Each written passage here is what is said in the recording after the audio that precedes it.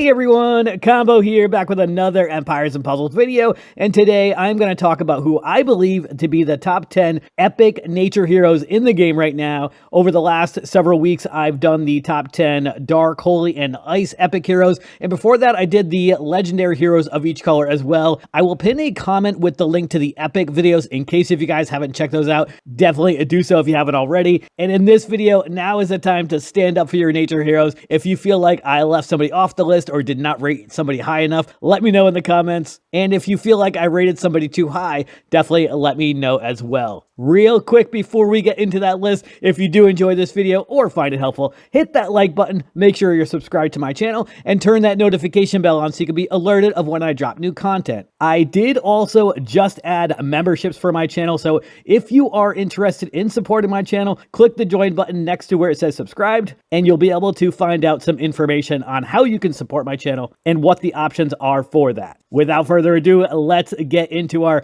top 10 nature epic heroes. So in a world filled of Toon costumes and now coming into the game with glass costumes, any hero that is not part of those categories really needs to have a very specific part of their special or their family in order to set them apart. And our first hero is going to be possibly the most intriguing and potentially different epic hero in the game. And if this were a list that came out a year or two ago, he probably would have been in like the top 3, but unfortunately he has definitely gotten left behind because of the power creep. And at number 10, I do have Kalo, who is from the Gargoyle family. He is very slow mana speed, his class is sorcerer, and his ether power is defense up. Before I get into why I have him rated so low, I want to take a look at his special and his family bonus and passives. So for his family bonus with the Gargoyle family, you get a bonus for either 1, 2, or 3 family members. If you have one family member, so just Kalo, he would be immune to poison damage.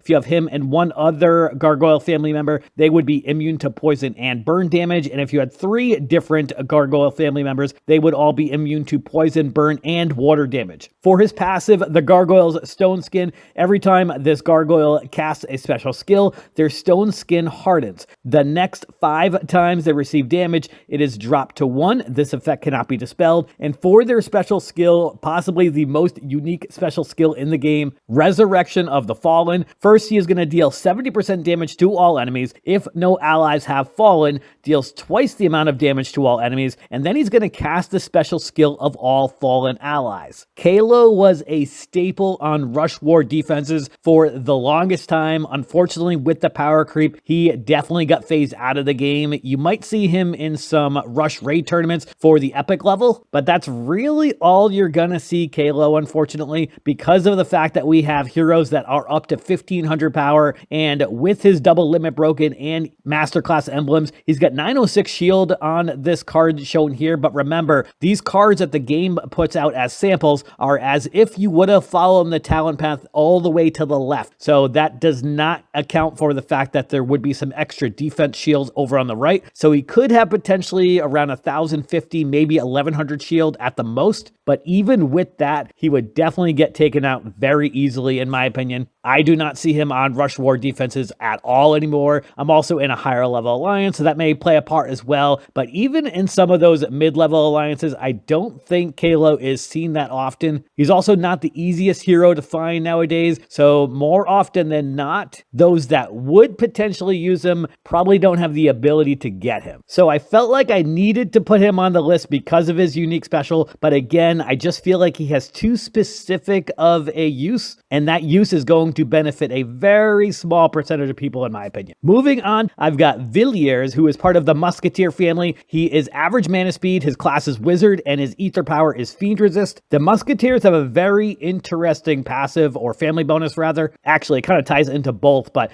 depending if you have 1, 2, or 3 Musketeers on your team, they will have a 50, 75, or 100% chance to give cover to a random ally for 3 turns when this character casts their special skill. While in cover, the ally takes no no damage from special skills or normal attacks. This character takes 60, 50, or 40% of the damage that they would receive by the character in cover. This effect cannot be dispelled and ends if this character is defeated, can only cover one ally at a time. So the 60, 50, or 40% damage of what would have been received is also dependent if you have 1, 2, or 3 musketeers on your team. And for their passive, damage on special skill plus cover damage, when this character receives damage from special skills or in place of a character in cover, there's a 60% chance of dealing 20% of the received damage on all enemies. So the passive and the special skill kind of go hand in hand there. And then for Villiers' special, the Duke's Investigation, first he's going to deal 165% damage to the target and nearby enemies, summons a Spy Fiend for the target and nearby enemies. The Fiend damages the enemy with 45% attack every turn. The Spy Fiend absorbs healing and disappears when it has absorbed health equal to 30% of its target's max health. At the end of each turn, the Spy Fiend steals one of its target's dispellable buffs and gives it to one character on the opposite team. Caster regenerates 324 health over 4 turns. There are not a lot of epic level heroes that give Fiends. I think there's only like maybe 4 or 5 at the most. So definitely a very useful and unique skill to have for an epic level hero. And I do love the fact that those Fiends will steal those dispellable buffs and gives it to your allies. Definitely very helpful as well. And that is why we have them at number 9. Coming in at number 8, we have our first of our Toons in this list. I've got Skittleskull, who is of course part of the classic family. His mana speed is slow, his class is sorcerer, and his ether power is mana boost. For the classic family bonus, depending if you have 2, 3, 4, or 5 heroes, you will get plus 1, 3, 5, or 7% attack, defense, and healing. And for the Toon passive, of course, you will get a 75% extra chance to resist all status ailments, mana reductions, and buff dispels. And for Skittleskull's special, the Toon Vines, he's going to deal 215% damage to all enemies. All enemies get minus 24% attack for 6 turns, deals extra damage against ice. I feel like it's kind of hard not to put the Toons on this list. Just looking at their stats, I mean, he's got 1275 attack, 9079 shield, and 1810 health. Those are some very good stats for an epic level hero, and they're only going to increase more as they get more glass costumes for these epic level heroes. He's definitely not the best of the Toons, obviously being the first one on this list, but still definitely worth leveling up in my opinion. Coming in at number 7, I've got Mielikki, who is part of the Caedmon family. She is average speed, her class is paladin, and her ether power is bulwark. This is her costume version. She does have a regular version, which is the druid version. The costume version has minions with slightly more health, so that's why I have her listed here. But if you've only got the druid version, that is still also a good version as well. And for the Caedmon family bonus, depending if you have 1, 2, or 3 heroes, she will receive minus 10, minus 25, or minus 40% less damage from special skills of the stronger element, so that would be from fire heroes. And her passive, Power of the Sisu, when this character starts a turn with low health for the first time during a battle, they recover 15% health and receive 15% mana. So that can definitely be pretty useful. And then for her special, the Sprite Hymn, she's going to summon a Sprite of the Forest minion for all allies with 18% health and 8% attack inherited from the caster. The Sprite of the Forest minion gives plus 24% mana generation for its owner for as long as the owner has a Sprite of the Forest minion. This effect cannot be dispelled. And then she's also going to give all enemies minus 26% attack for 4 turns. Against fire characters, this status effect becomes uncleansable and lasts 2 turns longer. Mielikki is an extremely good support hero in raid tournaments in the epic level category, especially for Bloody Battle. It is very common to see her at tank when we are in raid tournaments in epic level for Bloody Battle. And if you are more of a mid-level player, then she also could be very useful for you in Bloody War as well. Coming in at number 6, we've got our first of 2 healers on this list. Both of them are really good. Obviously, the other one, who you all know, if we're not talking about that one right now, is really, really good. Possibly the best epic level healer in the game. But this one right here, Ptolemy from the Sun family, which is part of Season 5, is also extremely good. He is average mana speed, his class is druid, and his ether power is special armor. This is his costume version. He does have another version, which is a monk class. The monk class is really good. I do love monks better, but the healing is slightly better on this version, which is why I have him listed here. here. And for his family bonus, depending if you have 1 or 2 heroes, he has a 50 or 75% chance to cast minus 35% accuracy for 2 turns and X burn damage over 2 turns on an enemy who deals special skill damage to this character. If the enemy's special skill defeats this character, the chance is 75 or 100%. So the X burn damage just depends on the attack level that you have him at. So it's going to vary depending if you have emblems or limit breaks or anything like that on him. And he has 3 passives. The first is effects on special skill. He has a 60% chance to perform the following actions when this character casts their special skill. Boosts health of all allies by 10% and cleanses the latest cleansable status ailment from all allies. And their second passive,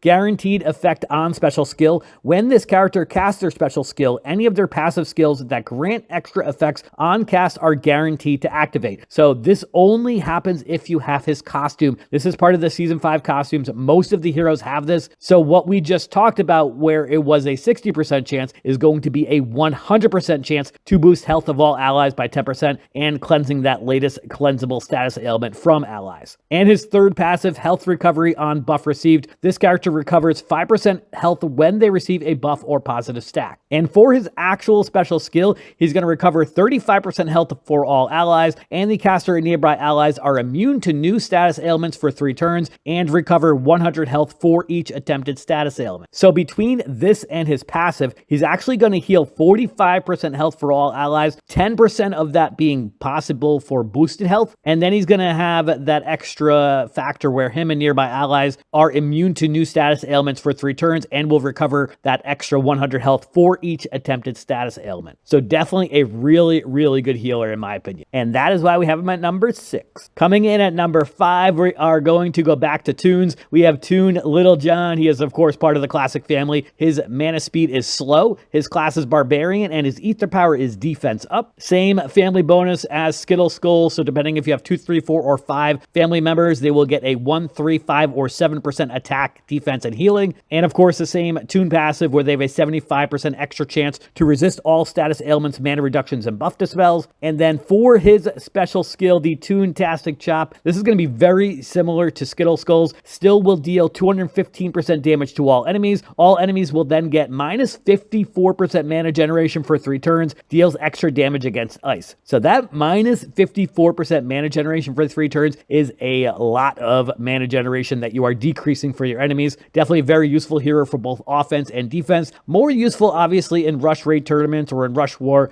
but still a very, very useful hero. And that is why we have him at number 5. Coming in at number 4, we are going to go to some heroes that I feel like could be useful for literally anybody. If you do not have another elemental defense down hero of the nature category, then Almur is a very good cheap option for you to have. He is part of the Svartalfheim Helm. He is fast mana speed. His class is barbarian and his ether power is dodge. This is his costume version. He does have another version, I think it's sorcerer class. That one does attack 3 and gives elemental defense down to 3. This one only attacks 1 and gives that elemental defense down to just the 1. So he's more useful for Titans. So you can definitely use the regular version if you wanted to use him in a war, if you were in the type of mid-level alliance where you could still use 4-star heroes. And for his family bonus, depending if you have 1, 2, or 3 heroes, all enemies receive 22, 37, or 64 poison damage for as long as a Svartalfheim ally has low health. This cannot be dispelled. So a little specific and not very useful in my opinion because he has to have low health in order for that to activate. But for his special skill, the Brittling Burst, he deals 290% damage to the target, reduces the mana of the target by 20%, and the target gets minus 58% defense against nature for 3 turns. The regular version only deals like 150% damage, I think, to 3 targets or something like that, and then minus 54% defense against nature for 3 turns. So again, I would use this version for Titans, and this is something that anybody can use for Titans because of that high elemental defense down. If you do not have another 5-star hero that gives elemental defense down against nature, then Almur is a great option for you. Coming in at number 3, we have our only glass hero in the nature category out right now in the game. We have Glass Caedmon. He is of course part of the classic family, fast mana speed. His class is druid and his ether power is special boost. Same family bonus as the ones we've already talked about. So they have a possibility of getting 1, 3, 5, or 7% attack, defense, and healing depending if you have 2, 3, 4, or 5 heroes. And then for his passive, so this is going to be different than the Toon passive, obviously. The Glass passive gives a 60% chance to reflect status ailments back to the attacker. This is only for status ailments. This does not affect buff dispels or mana reductions like the Toons do. So depending on who you are going up against, you may want to go back and forth between the Toon and between the Glass costume. The Glass costume definitely has some good perks with the chance to reflect status ailments back to the attacker. And then their special skill is slightly different. The Glass Strike, he's going to deal 360% damage to the target. The attack bypasses defensive buffs. This includes counterattacks. All enemies get minus 34% attack for 3 turns and dispels buffs from all enemies. The fact that it can bypass defensive buffs is something specific to the Glass costumes. The Toons do not have that, so definitely keep that in mind when you're choosing to go with a Toon versus a Glass costume. And that's going to be for all attacking Glass costumes as far as their ability to bypass defensive buffs. Coming in at number 2, we have Toon Melendor. He is, of course, part of the classic family. His mana speed is average, his class is Druid, and his ether power is special armor. Toon Melendor is probably my favorite epic level healer in the game, honestly. He has a very strong heal. We're going to go over his special in a moment, but of course he has the same family bonus. We just went over it. And then the Toon passive, we went over it with a couple other heroes, but they get a 75% extra chance to resist all status ailments, mana reductions, and buff dispels. And for his special skill, the Toon-tastic Fog, he's going to recover 45% health for all allies. All allies get plus 34% defense for 3 turns. For all nature characters, this status effect is undispellable and lasts 2 turns longer, dispels buffs from all enemies. So he has a very strong heal at 45%. He's going to give that defense up for plus 34% for all allies and gives 2 additional turns for all nature allies. And he's going to dispel buffs from all enemies. Toon Melendor is an extremely good healer. I was using him for an extremely long time until eventually the power creep kept him out of wars for me, unfortunately. But I do still use him all the time in raid tournaments. Toon Melendor, great healer. If you got his Toon costume, definitely level it up if you have not already. And moving on to number 1, this is a hero that is on almost everybody's Titan team in the game, and you will see him very often on Mythic Titan teams as well because of his unique special, which we'll go over in a moment. But of course, we have Franz at number 1. He is part of the Raven family. He is very slow mana speed. His class is Paladin, and his ether power is Vampire. For the Raven family bonus for 1, 2, or 3 heroes, he will get a 20, 35, or 50% chance to make a cast ailment uncleansable. And for his special skill, the Sonorous Spear, he will deal 215% damage to all enemies. All damage all enemies receive is increased by plus 50% for 6 turns. All enemies are immune to new buffs for 6 turns. That middle part where all damage all enemies receive is increased by plus 50% for 6 turns is why he is at number 1. He is going to make that damage skyrocket and make the battles that much easier for you, especially if you are using him on Titans. If you want to use him in Rush War or in Rush Raid tournaments, you can do that also. But he is still on a lot of people's Titan teams, like I said, and on a lot of Mythic Titan teams because of that extra damage that he gives to all enemies. It honestly could be one enemy in the special skill and it still wouldn't matter. That would still make him that useful. It obviously wouldn't make him as useful for wars or raid tournaments. And the fact that it is for 6 turns and all enemies being immune to new buffs for 6 turns, that's an extremely long time. And all of that is why we have Franz at number 1. I feel really good about the top few heroes in this top 10 list. The ones that were like 6 to 10, I'm not quite sure about what it's going to be for the popular opinion for everybody, but definitely let me know what you all think of this top 10 list. Now is the time to stand up for your heroes. If you feel like I left them out or if I did not rate them high enough, definitely let me know. And I mentioned at the beginning of the video that I did just recently add memberships to my channel. So if you are interested in supporting my channel, click the join button next to where it says subscribed and you'll get some additional information on that. But that is going to do it for today's video. I hope you did enjoy it or found it helpful. And if you did, hit that like button, make sure you sub to my channel, and I'll catch you guys next time.